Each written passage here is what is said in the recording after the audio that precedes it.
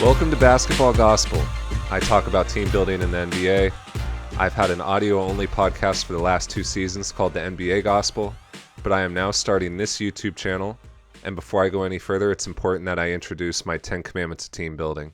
I love the asset management part of the NBA. This podcast gives me an opportunity to talk about that. I have a really fun time doing it, and I hope you like the channel. There's a big focus on team building in the NBA conversations right now because of the second apron rules acting as basically a hard cap, and a lot of people not used to that way of building teams. And for those that are used to overpaying and kind of being able to acquire whatever assets they want, it's a bit jarring, this shift. And look, we now have 2 non-taxpayer teams in the finals, but small market teams have been operating this way all along. They've never had the ability to spend well beyond the luxury tax. And now large market teams need to realize that they can't just buy their way to success anymore. And so to keep us grounded in discussing where teams are doing well and where they went wrong as they build their rosters, I've created a set of guiding principles I call the 10 Commandments of Team Building. The 10 Commandments of Team Building are designed for teams to remain disciplined in evaluating roster moves in order to build organically. I believe by following these commandments, teams can remain competitive year after year without tanking and can compete for titles regularly. Commandment number 1, thou shalt not be desperate. As anyone who has ever negotiated anything knows, being desperate takes away your leverage and clouds your judgment. This is commandment number 1 for a reason. It's the rule most often broken. Think about how trades for stars have evolved over the last 10, 20 years. Think about when Shaq was traded from the Lakers to the Heat in 2004, just about 20 years ago. The Lakers acquired Lamar Odom, who was a young star in the making. I believe he was 24. Caron Butler, around the same age, not a star in the making, but a very high-level starter. Brian Grant, a veteran rotation player, played for a long time. And a 2006 first-round pick, which they used to take Jordan Farmar at pick number 26. If you were to try to trade for a star now, you're giving up multiple firsts, multiple swaps, a young potential star, a high-level starter, and young players, maybe some salary filler. And I believe this huge change in what it costs to acquire stars has happened for a few reasons. Number 1, player movement became easier via free agency and forcing trades. Number 2, the contracts got shorter. The league got deeper with talent, and I think that depth of talent leads to tanking being a more widespread strategy. Even though the league is deeper, more talent is consolidating at the top, and all of the contenders are fighting each other for that talent. And so the price of these trades just keeps going up and up. Teams became desperate to acquire stars and then keep them happy by contending for titles as quickly as possible. Teams have always wanted to do that. It's always been the case that teams are competing for titles as quickly as possible, but they've never leveraged this many future assets as we're seeing teams do now in order to make that happen right away. Teams now feel they need to improve immediately at all costs, push all their chips to the center of the table, make all-in trades. These are the teams that you need to take advantage of in trades. Teams that feel they need to do something right now. They'll ignore the risk because they need to win immediately. Don't get me wrong. Teams should always be looking to improve. You can't go year after year not looking to improve in some way. You need to take advantage of the prime years of your stars, make sure they're contending in order to keep them happy. But I do not believe in leveraging all of your options to do so, because I don't think that you're actually increasing your chances of winning the title by doing that. Desperate teams shrink their title window to increase their chances of winning the title immediately. They'll give up young players that don't help them right now. They'll give up draft picks. They'll trade roster depth to upgrade a starter. But I argue the increase in their chances of winning a title by making those immediate term moves is actually quite small. It's there. It's an improvement, but I think it's not significant enough to justify leveraging these assets. And it's not worth sacrificing years off of your window. Smart teams keep their title window open as long as possible, understanding that their odds of winning are low enough that leveraging their future just isn't worth the cost. They understand that there are too many variables at play that go into whether you win the title or not. Embrace that the NBA is unpredictable. Get into the championship conversation and stay there as long as possible. If you start thinking you can control the outcome of the conference finals and the NBA finals from the front office, excuse me, you'll be making desperate moves, and that will take you out of that conversation very quickly, quicker than you rightfully should. This commandment also applies to something we see in the NBA all the time, star players forcing trades. If a star player on your team forces a trade, you are now desperate because you need to move them. Oftentimes, the player will give you a short list of teams they want to go to. So now you're stuck in a position where you also are limited in where you can send them. Almost zero leverage in that situation. That equals desperation. That equals getting less value for your asset. And that's what you're trying to avoid. You want to keep your options open and never be desperate. Commandment 2, thou shalt be opportunistic. Other teams are going to be desperate. Advantageous situations may fall into your lap. Smart teams recognize those opportunities and take advantage of them. You can't get too locked into a singular path when building your team. You have to be open to opportunities that become available to you. Use your cap space to acquire draft picks in exchange for bad contracts. Trade down to acquire more picks if there isn't a single player you're fixated on. Look to acquire distressed assets. If you like a player but you weren't able to draft them, keep an eye on them and wait for an opportunity to acquire them, especially at the top of the draft. This happens so often. A bad team takes a player that they think is the best talent available, even though they don't have any real concrete plan for how to develop them. There's no roster infrastructure to complement them. There's maybe some key veterans that aren't on the team. Maybe the coach isn't great at developing young talent. There's nothing there to guide their development. They're miscast as a star, and they're asked to be the primary scorer and the savior of a bad franchise, even if they aren't that type of player. Those bad teams will decide after some time, when it hasn't really panned out, this isn't the star we need, and we may be willing to part with this player in order to go back to the top of the draft. If you have a player that is coveted by another team on the other side of this, and they aren't necessary on your roster, squeeze a ton of value out of them. Don't hold on too tight to your assets either. Get involved in multi-team trades. Get paid to help facilitate them. Oftentimes you can get free players and picks while contributing nothing but cap space. These are examples of the many opportunities that come up, but so many teams overlook them because they're charging ahead at full speed. Immediate growth and improvement at all costs, never being willing to take a single step backward. If we even perceive that we've taken a step backward, coach is fired, players are traded, GM is fired. Teams need to be willing to make a lateral move or even one that takes a step back in order to keep their window open and to keep their situation healthy. The smart teams are patient. They give themselves time to build, so when they reach contender status, they have the assets to stay there. Commandment 3, thou shalt take care of the players. This one is self-explanatory. When in doubt, always take care of the players, even if it's not to your benefit in the immediate term. Players are king in the NBA. They hold the most power. Therefore, it makes the most sense to align with them rather than try to push them around. You have to maintain an organizational structure and way of doing business. I'm not saying you hand the keys to the players and let them run everything, decide what coach you hire, those sorts of things. I actually think that tends to backfire when you give players that much influence. I'm saying you need to recognize that these players are trying to earn generational wealth for themselves and for their families, and they have a limited time to do that, and a catastrophic injury could come at any time. So be a good business partner. Recognize what they want and help them get there. If you acquire a veteran player who doesn't want to be there, do your best to trade them to a destination they're interested in. This happened several times with the Thunder over the last few years as they've been rebuilding since they moved on from the Westbrook and Paul George team. They acquired Chris Paul, ended up sending him to the Phoenix Suns, a place he wanted to go to. He was incredibly beneficial to that young team. I would argue contributed to the growth that we've seen them have over the last few years. And the Thunder sent him where he wanted to go. It's a mutually beneficial transaction. Same with Al Horford. They got him in a salary dump from the Sixers. I think at the time he had kind of regretted leaving Boston to go to the Sixers. They traded him back to Boston. In that trade, they acquire Kemba Walker. They buy him out, and he was free to go sign with the Knicks. If a player doesn't want to get drafted by you, don't say, you know what, we're going to draft them and call their bluff. I think that's a bad idea. Look at Jonathan Kuminga. Going into his restricted free agency, the Warriors didn't play him in the playoffs. They hurt his leverage in negotiations this summer, and I would argue cost him money.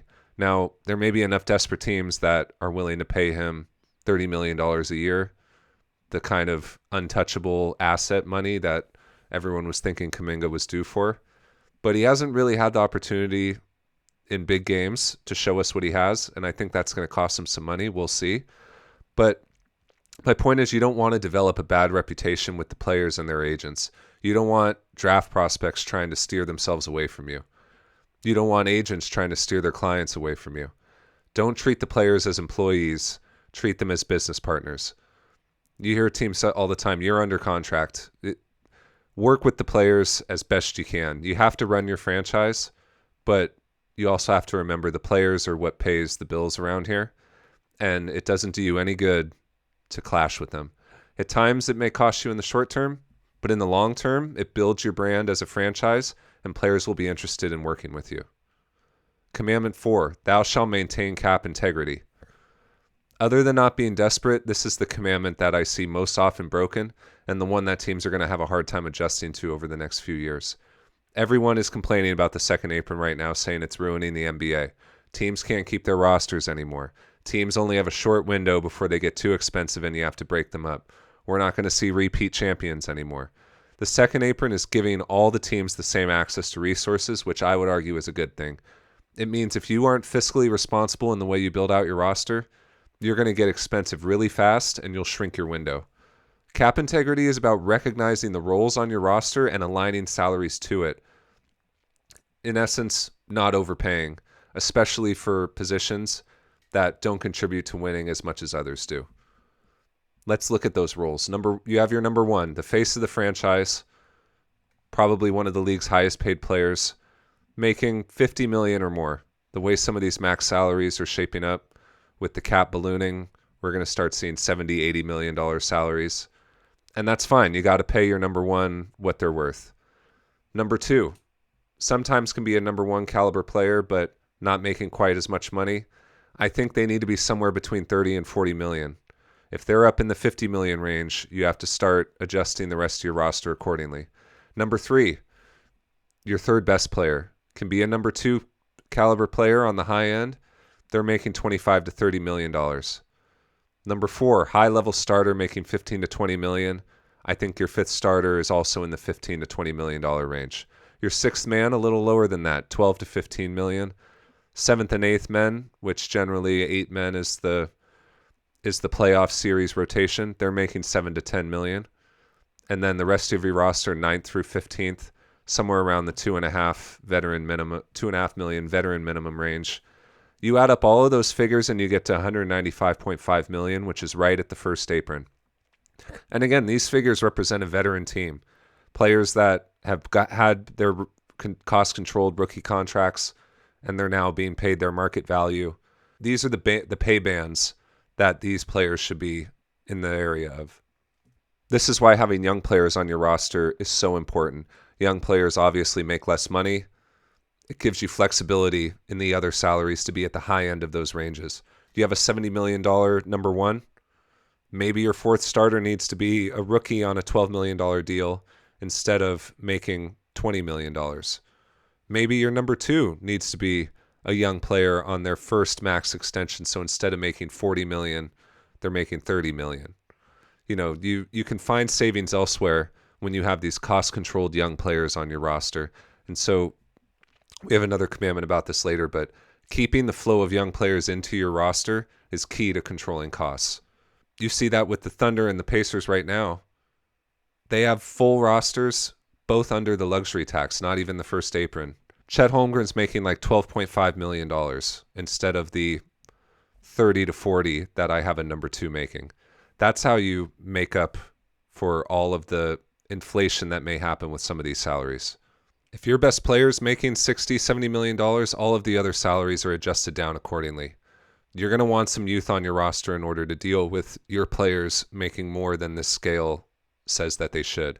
If your 5th starter, maybe they need to be making $6 million instead of $20 million if they're a young player. Or your 7th and 8th players are making $5 million instead of 7 or 10.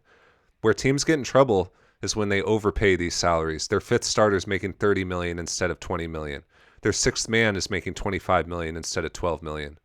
And this is why the new CBA and the second apron constraints are not preventing teams from keeping their rosters together despite popular opinion. It's preventing them from overpaying. This is a market correction that's going to take place over the next few years. You cannot pay your 6th man $30 million anymore.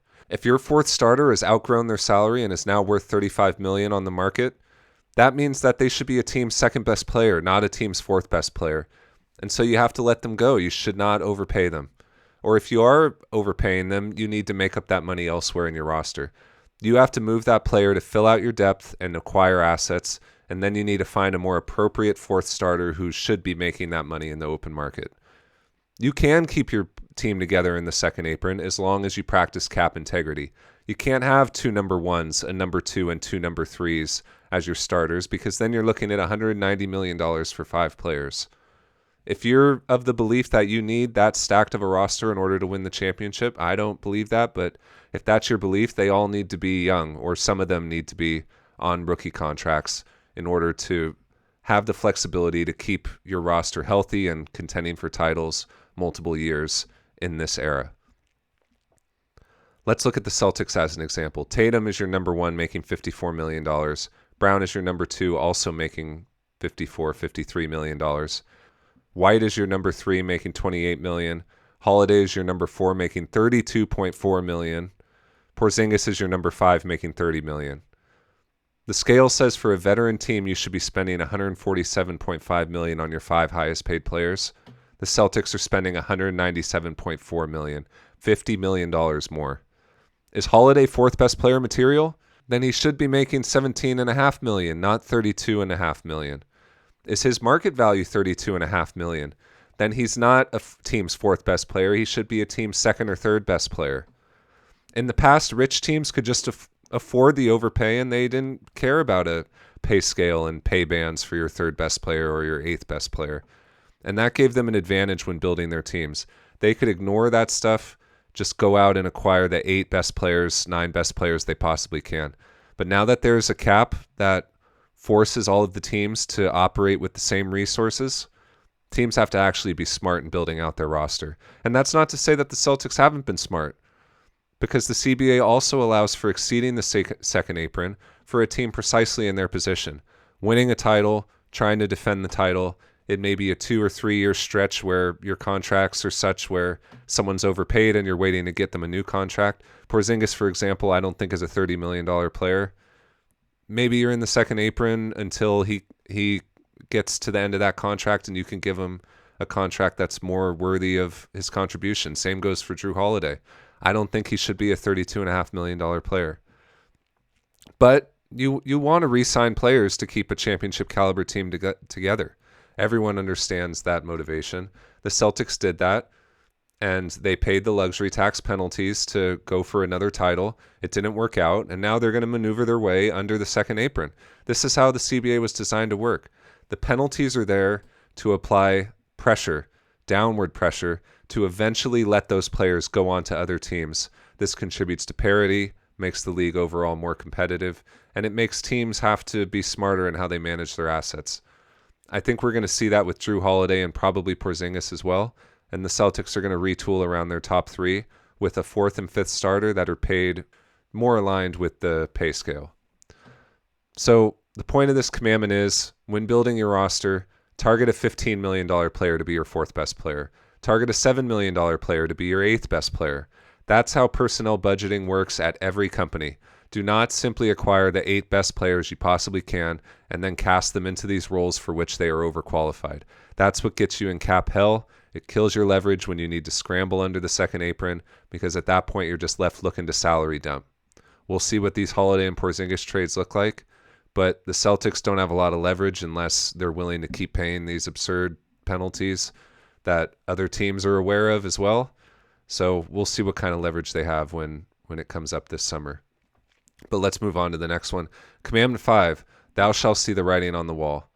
This one aligns alongside other commandments like not being desperate and maintaining cap integrity. You have to see the direction that situations are evolving in on your team before you get there. That's how you maximize your leverage and keep the asset value of your roster high. You have to recognize when the value of an asset is going to start to depreciate. If you have a star player that you're pretty sure is going to ask for a trade them before they do that. Get a deal that you like, move on. If you have a young player as your 5th starter and you see the potential in them to be the team's 3rd or 2nd best player, or even your best player, plan accordingly. Start looking to move your 3rd or 2nd best player. Open up that role for them to grow into. Or you go the other way. Maybe you look to move them for a collection of assets because you recognize that you don't have that role available to them. And then you look for someone who's more appropriate to be your fifth starter. If you do nothing and you allow them to grow and become an overqualified fifth starter, and then you enter free agency, now you're stuck having to re-sign them to a contract that's too big for you to afford, but you got to do it because you can't lose the asset. And now your cap table is ballooned into the first and second apron territory, and it usually takes at least an off season to get out of that territory. And that has impact on all the other moves that you're trying to make with your roster, therefore limiting your options. Teams are terrified to take a step backward, even if it's healthy and even if it's to avoid an upcoming bind they'll find themselves in. But seeing the writing on the wall with the way that your roster is developing puts you in a position of strength. And I believe it's to the service of the players because you're recognizing their talent and you're planning accordingly. The Timberwolves are a great example. Everybody keeps talking about Naz Reid's upcoming free agency. Minnesota can't afford them. He's not going anywhere. Minnesota traded Karl Anthony Towns for Julius Randle and Dante DiVincenzo because they were making room for Naz Reid to grow into the team's second or third best player. If you don't think Reid is ready for that yet, it doesn't really matter. They believe that he has the potential to grow into that role. Randle is meant to be a bridge between Towns and Reid. If they kept Towns on the books and paid Reid what he will command, which I expect to be around $20 to $25 million annually, they'd be firmly in cap hell with no flexibility to build around their 23-year-old superstar. Towns, by the way, is 30 years old, 7 years older than their best player. And Anthony Edwards is a guy that you need to plan to have on your roster for a very long time. And in order to do that, when they're this young still and you have this much of a runway in front of you, you need to plan accordingly and maintain flexibility. If Randle stays in Minnesota long-term after this player option plays out, it's going to have to be in the $15 or $20 million range in order for Minnesota to be interested. So that's a great example of something that just happened, of a team seeing the writing on the wall. It's unpopular to do so. It's very hard to do. It's very ballsy to make moves like that willingly take a step backward. And that's why I respect organizations that give their front offices job security, because it gives them the freedom to make prudent, sound decisions.